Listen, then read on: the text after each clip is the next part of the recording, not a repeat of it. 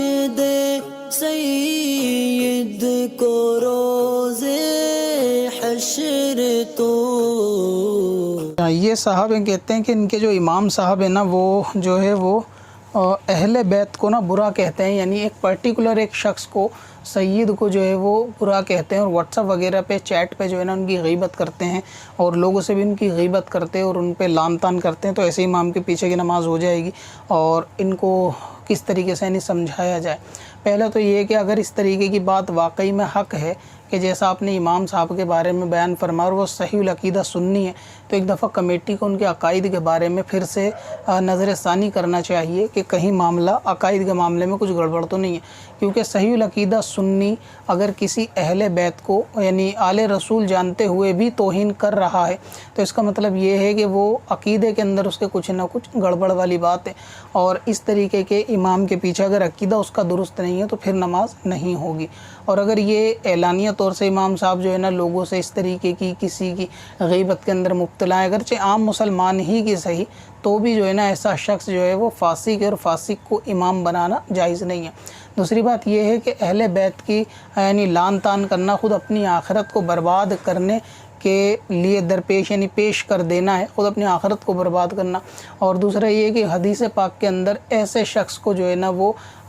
حرامی کہا گیا ہے، یعنی یہ کہ جو اہل بیت کا حق نہ پہچانے یا ان کے ساتھ توہین والا معاملہ کرے، تو ایسوں کو جو ہے نا اتنی شدید وعید حدیث پاک کے اندر موجود ہے۔ تو اس نبی علیہ السلام کے اس فرمان سے بھی اس امام صاحب کو جو ہے نا عبرت لینی چاہیے کہ بے وجہ کی مخالفت یا بے وجہ ان پہ لعن طعن کرنا، اور یہ جو معاملہ ہے نا یہ ایسا لازم نہیں کہ با عمل اہل بیت کے ساتھ ہو، کہ جو شریعت کا پابند ہو یا سنت پہ چلنے والا ہو اس کا، یہ عام اہل بیت کے بارے میں حکم ہے جتنے بھی ہیں، عام سید کے بارے میں، کیونکہ ظاہر ہے کہ اگر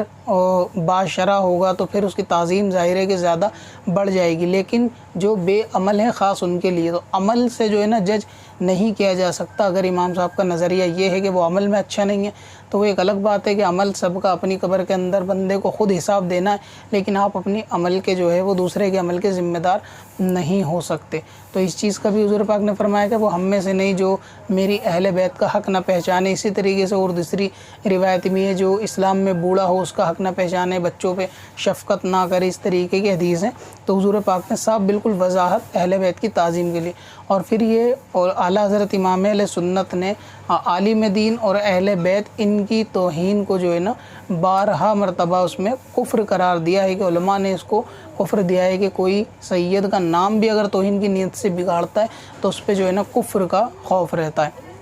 دوسری بات یہ ہے کہ اعلیٰ حضرت امام اہل سنت امام عشق و محبت امام احمد رضا محمدی سنی حنفی قادری برکاتی بریلوی رحمۃ اللہ تعالیٰ علیہ سے اس کے اہل بیت کی محبت کے تعلق سے بھی ایک سوال ہوا، یعنی سائل نے کیا جیسے ہم لوگ سیدوں سے محبت کرتے ہیں تو کیا بروز قیامت ہمیں ان کا کوئی نفع وغیرہ ملے گا، کوئی خاص اہل بیت سے محبت کرنے کا، یہ نہیں ملے گا۔ اعلیٰ حضرت امام اہل سنت طبرانی شریف کے ایک حدیث پاک نقل فرماتے ہیں، کہتے ہیں یقیناً یعنی وہاں پر آپ کو اس کا جو ہے نا بدلہ ملے گا۔ خود حضور پاک کی حدیث موجود ہے، حضور پاک نے فرمایا کہ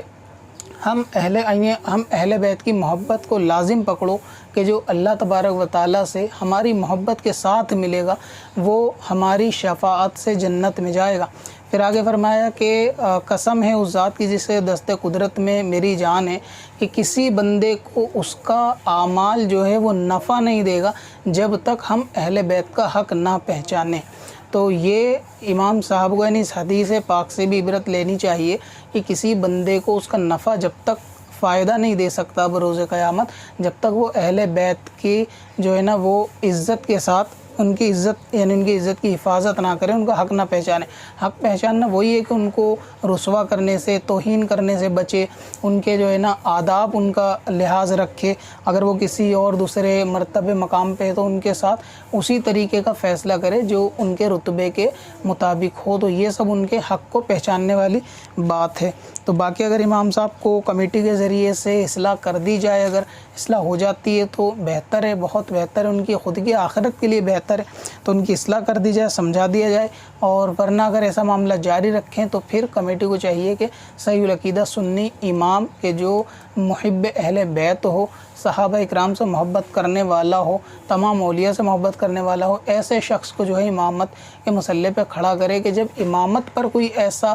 بدبخت کو جو صحابہ یا پھر اہل بیت کے اوپر لعن طعن کرنے والا ہوگا کھڑا ہوگا, تو یقیناً ایسے شخص کی نماز سے کوئی روحانیت مقتدیوں کو حاصل نہیں ہو سکتی. تو اس لیے امام کا جو ہے نا صحیح العقیدہ سنی ہونا ضروری ہے. بعض لوگ اس کے اندر یہ اعتراض کرتے ہیں کہ یہ قید اتنی کیوں لگائی جاتی ہے امامت میں کہ صحیح العقیدہ سنی ہو, جس کو قرآن آتا ہے صحیح پڑھنے والی بات ہے, اسلام ہے, مسلمان ہے, اس کی امامت ٹھیک ہے. یا بعض لوگ کہتے ہیں کہ اس کے پیچھے نماز کیوں نہیں ہوتی, مسلمان ہی تو ہے. تو ان کو سوچنا چاہیے کیا وہ کسی شرابی کے پیچھے نماز پڑھ لیں گے؟ اگر حافظ قرآن ہو, شراب پیتا ہو, شرابی, تو اس کے پیچھے نماز پڑھ لیں گے؟ جب شریعت نے فاسق امام کے پیچھے امامت کو منع کر دیا کہ جو شراب پیتا ہو یا جوا کھیلتا ہو, اگر وہ لوگ اس کے پیچھے پڑھ لیں تو ان کی یہ بات بالکل درست ہے کہ نماز تو کسی کے پیچھے بھی جاتی. جب وہ شرابی کے, جواری کے پیچھے نہیں پڑھ سکتے مسلمان ہونے کے بعد, تو اس کا مطلب یہ ہے کہ نماز کی کچھ شرطیں ہیں, امامت کی کچھ شرطیں ہیں کہ امام کے اندر جس طرح سے گناہ سے پاک ہونا دیکھا جائے گا تو یہ عملی طور سے ہے, لیکن عقائد کے طور سے اس کے عقیدوں کا درست ہونا بھی لازمی ہے